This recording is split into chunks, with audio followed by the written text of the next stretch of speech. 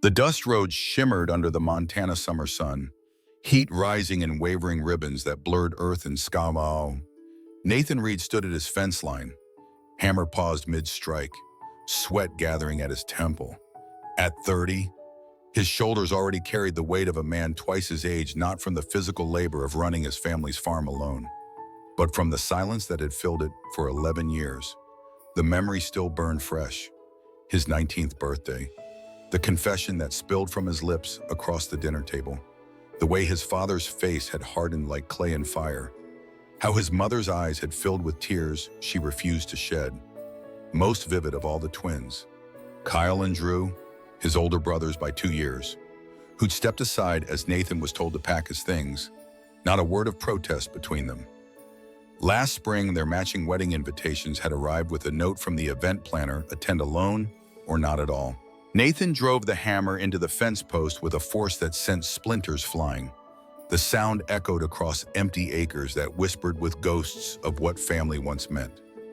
That's when he saw them, a small figure and a taller one, wavering in the heat at the edge of his property. As they approached, details emerged: a boy no more than 6, shoulders squared despite his fragile frame, clutching the hand of a young man who leaned heavily on a walking stick, pain etched across his handsome face. "Sir," the boy called out, his voice steady despite the tremor in his limbs. "If I clean your barn, would you let us sleep there? My dad's too weak to walk another mile." Nathan's gaze shifted to the man Mike Williams. He would later learn whose pallor spoke of illness too deep for simple exhaustion. Something about the boy's fierce protectiveness stirred an ache in Nathan's chest. In those determined eyes, he recognized a mirror to his own childhood, the desperate need to prove worth through service. "We won't be trouble," the boy Alex added, standing straight there. "I'm strong enough to work." Nathan's jaw tightened. To take in strangers, a sick man and his son, would spark talk that could stain them all in this conservative pocket of Montana. Yet watching Mike sway, then sink onto a nearby wagon wheel, the earth itself seeming to pull him down. Something cracked in Nathan's carefully constructed solitude. "Water's in the trough," he said, his tone brusquer than intended to hide the crack in his resolve. "Rest in the barn for now." Alex's face lit with cautious hope, though Mike's eyebrow lowered, shame flushing his cheeks. Nathan turned away before he could see more, before his own reflection in their vulnerability became too clear. He hadn't invited anyone into his space since the day the door had closed behind him, since the day he became, in his father's words, "No son of mine." Have you ever had to choose between protecting yourself and helping another soul in need? Subscribe to Heart Stories, where we explore the quiet crossroads where humanity and courage meet in the face of the world's coldest judgments. The barn smelled of hay and old wood, beams etched with years of weather and work. Mike settled onto a mound of straw, Alex spreading his father's jacket with the careful precision of a child who'd grown accustomed to being the caretaker. Nathan watched from the doorway, unsure of his own decision, this sudden intrusion of life into his carefully maintained isolation. That evening, Martha Caldwell appeared at his back door, a casserole dish steaming in her weathered hands. At 78, she was the only neighbor who still bothered with Nathan, having lost her own son to AIDS in the early 90s. "Heard you've got company," she said, eyes twinkling with gentle mischief. "Thought you might need extra food." As they spoke in hushed tones on the porch, Nathan confided his uncertainty. Martha simply squeezed his arm. "Sometimes the most healing thing is to help someone else heal." Nathan. The next morning, Nathan found his torn work shirt mended with neat, almost invisible stitches. His scattered tools had been organized in perfect rows. In the paddock, Alex was brushing Nathan's mare with deliberate strokes, small hands gripping the brush with fierce determination. These gifts wove into Nathan's solitude, softening its edges. One evening, as Mike swept the barn floor despite Nathan's protest that he should rest, Nathan found himself asking, "Why help when I've given so little?" Mike leaned on the broom. "Kindness isn't a transaction, Mr. Reed," he said quietly. "It's what keeps us human when the world tries to convince us we're anything but." That night, Mike's cough worsened, the sound carrying to Nathan's porch. Without thinking, he heated water with dried mullein leaves, his grandmother's remedy, and brought the steaming brew to the barn. "Breathe the steam," he instructed. "It'll ease the cough." As their fingers brushed during the exchange of the mug, Nathan felt something shift inside him, a wall crumbling without sound. Later, he invited them to his kitchen, over cornbread and beans. Mike spoke of his life in Seattle, of Todd, his husband who died in Afghanistan 3 years ago, of the autoimmune condition that had worsened after the stress of loss. He spoke of the struggle to be both father and mother to Alex, of the discrimination they'd faced in seeking medical care, of their journey to Portland, where Mike's sister might offer sanctuary. Nathan listened, hearing not just the words but the courage beneath them. Here was a man who, despite devastating loss and illness, still found strength to wake each morning for his son, to travel across states seeking a better life. In the quiet of the night, Nathan opened his grandmother's cedar chest, removing a bundle of unsent letters, each addressed to the family who had erased him. He'd written faithfully for years before finally accepting the silence as permanent. Touching the pages, he wondered at the strange comfort of knowing someone else understood that particular pain of being unwelcome in the place that should have been safest. Each day, Alex and Mike wove themselves further into the fabric of Nathan's life, repairing what was broken, tending what was neglected, bringing color to spaces that had faded to gray. And in their presence, Nathan began to recognize that in trying to protect himself from further rejection, he had also walled himself off from the possibility of connection. Sometimes the bravest act isn't facing our enemies, but opening ourselves to kindness when we've grown most accustomed to its absence. The whisper started at Sullivan's General Store, where Nathan stood in line for nails and coffee. Beth Sullivan's eyes narrowed as she rang up his purchase. "Heard you've got boarders at your place," she said, voice pitched to Carrie. "That sickly fella and his boy." Nathan felt eyes on his back. Among them Pastor Jenkins, whose sermons on abomination had driven 3 LGBT teens to leave town last year.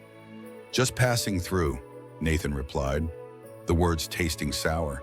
He'd hoped that would be the end of it. But small towns held grudges like treasures. 3 days later, Mike returned from town with Alex, their faces tight with unspoken hurt.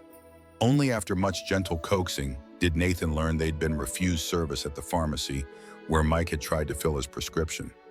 "Don't worry about us," Mike insisted, even as his hands trembled with fever. "We've faced worse."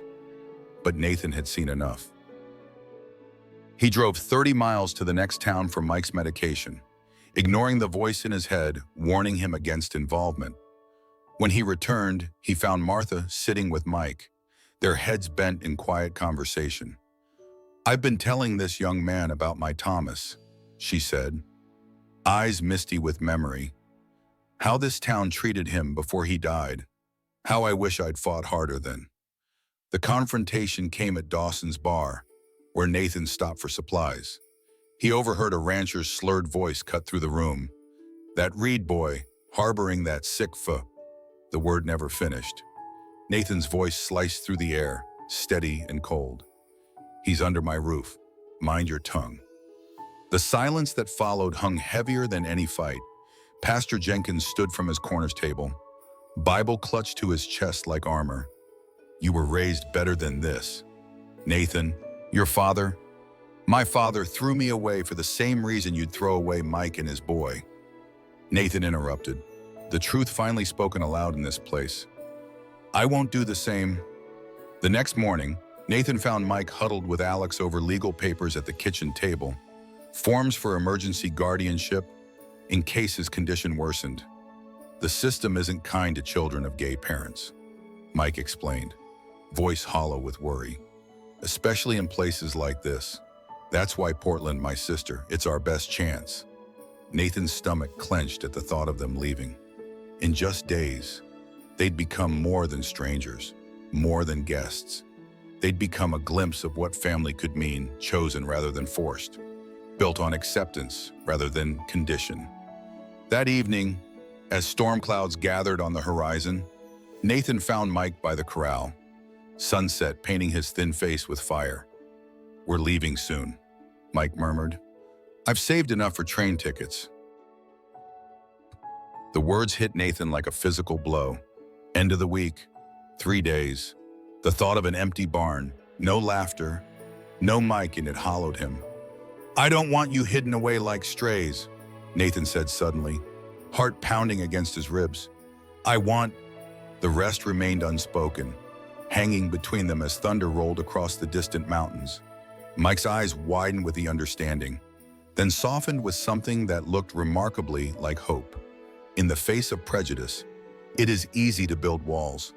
The true test of courage is dismantling them, stone by stone, even when you know the world outside might still be waiting with fists raised. Nathan couldn't sleep. He paced his bedroom floor, moonlight casting his shadow long against the wall. The thought of Mike and Alex leaving twisted in his chest like a knife. These strangers had somehow carved a space in Vaudepune, making his carefully maintained solitude feel suddenly empty. He hadn't planned to care. Caring meant risk, the kind he'd sworn off after watching his family drive away, leaving him with nothing but a duffel bag and the crushing weight of their silence. Near dawn, a knock startled him. On his porch stood Margaret Reed, his grandmother, her 82 years worn with dignity despite the early hour. "Martha called," she explained simply, stepping inside without waiting for invitation. She'd been the only family member to maintain contact after Nathan's exile, though their communication remained secretive to avoid his parents' disapproval. Over coffee, Nathan poured out everything about Mike and Alex, about the town's reaction, about the feelings he couldn't name stirring inside him. "I'm scared," he admitted finally. "What if I let them in and lose them too?" Margaret's weathered hand covered his. "The heart is like a garden. Nathan, leave it untended out of fear, and nothing grows. Yes, there's risk in planting, but there's certainty in emptiness." From her purse, she withdrew a small velvet box. Inside nestled a silver band, worn smooth by years. "Your grandfather's," she explained. "He wasn't perfect, but he loved me completely. The inscription was his idea." Nathan turned the ring, reading the words etched inside, "Strength in gentleness." "I always thought you'd be the one to understand that best," she added softly. That afternoon, Nathan discovered something that shifted his understanding entirely. Hidden among Mike's papers was a job offer, a position at a Portland community center, with housing included. The date showed Mike had received it 2 weeks earlier, but hadn't accepted. "Why didn't you tell me?" Nathan asked when Mike returned from putting Alex down for a nap. Mike's eyes flickered with surprise, then resignation. "It wouldn't have been fair to drag you into our complications," he said quietly. "This town is hard enough on you already." The realization hit Nathan like summer rain. Mike had stayed, enduring the town's judgment in his own worsening health, not because he had nowhere to go, but because he'd chosen to stay. That evening, as sunset painted the mountains purple and gold, Nathan found Mike by the corral. His decision crystallized like dew on morning grass, clear, inevitable. Nathan reached into his pocket, fingers closing around his grandmother's ring. "I don't want you in the barn anymore," he began, heart hammering against his ribs. Hurt flashed across Mike's face. "I want you beside me," Nathan continued, kneeling despite the dampness of the earth. "I can't promise an easy life. Can't promise the town will ever accept us. But I promise this, you'll never face it alone again." He held out the ring, his hand trembling, but his voice steady. "Will you stay, both of you?" Mike's eyes filled, moonlight catching on silent tears. The world seemed to pause, breath held. "Yes," Mike whispered finally, reaching for Nathan's hand. From the barn doorway, Alex watched with wide eyes. "Does that mean we stay forever?" he asked, hope making his voice tremble. Nathan opened his arms, and Alex ran into them without hesitation. "Yes," Nathan promised, holding them both. "Forever." Sometimes home isn't the place you're born to, but the one you build with your own hands. And sometimes family isn't about shared blood, but shared courage, the kind it takes to love openly in a world that would rather you hide. The wedding was simple, held in Nathan's apple orchard with only Martha. Margaret, and a handful of friends from the neighboring town as witnesses. No church would have them, but they found a retired minister from Helena who believed love transcended doctrine. Alex stood between them, beaming as he held both their rings. They exchanged vows under trees heavy with early fruit, promising to build what neither had fully known before a family rooted in choice rather than obligation. 3 weeks later, Pastor Jenkins' truck overturned on County Road 9 during a sudden storm. Nathan was the first on scene, working through rain and mud to free the man who had denounced him from his Sunday pulpit. When the ambulance finally arrived, Jenkins gripped Nathan's wrist with surprising strength. "Why help me?" he rasped. "After everything. Because kindness isn't a transaction." Nathan answered, echoing Mike's words. The incident didn't cause an overnight revolution, but small changes began. The pharmacy filled Mike's prescriptions without comment. Beth Sullivan nodded when they entered her store. A few brave souls even stopped by the farm to purchase the organic vegetables Mike had started growing in the South Field. By winter, word had spread about their makeshift sanctuary. A 16-year-old boy arrived first, kicked out after his parents found love letters in his room. Then came the Martinez siblings, whose conservative father couldn't accept his daughter's transition. Each found not only shelter in the expanded farmhouse, but purpose in the daily rhythms of rural life. The local paper ran a small feature, "Reed Farm Fosters New Kind of Family." The article quoted Martha, "What they're building here isn't radical, it's just love doing what it's supposed to do." On a snowy December evening, a letter arrived bearing the familiar handwriting of Nathan's brother Kyle. Inside was a simple note. "I've been wrong, but Phil, I miss my brother. When you're ready to talk, I'm listening." Nathan showed it to Mike, who squeezed his hand in silent support. "Ready or not, it's a beginning," Mike said softly. That night, they sat on the porch swing, watching Alex build a snowman with their newest arrival, a 12-year-old girl from Billings whose parents had chosen church doctrine over their daughter. Mike's health had stabilized with proper treatment, and though challenges remained, they faced them together. Nathan gazed across his land, now transformed.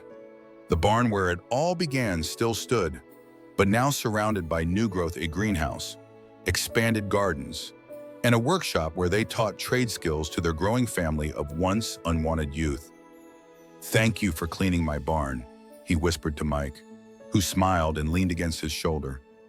"Thank you for letting us in." Mike replied, what began as a desperate request had blossomed into a home where broken pieces fit together to create something stronger than they had been alone. In a world quick to judge, they had built a shelter of acceptance, proving that sometimes the most radical act is simply choosing to stay and love when everyone expects you to leave. Have you ever found family in unexpected places, or created belonging when the world tried to tell you that you didn't fit? Share your story in the comments below. At Heart Stories, we believe that every path to love deserves to be celebrated, even the ones we have to forge ourselves.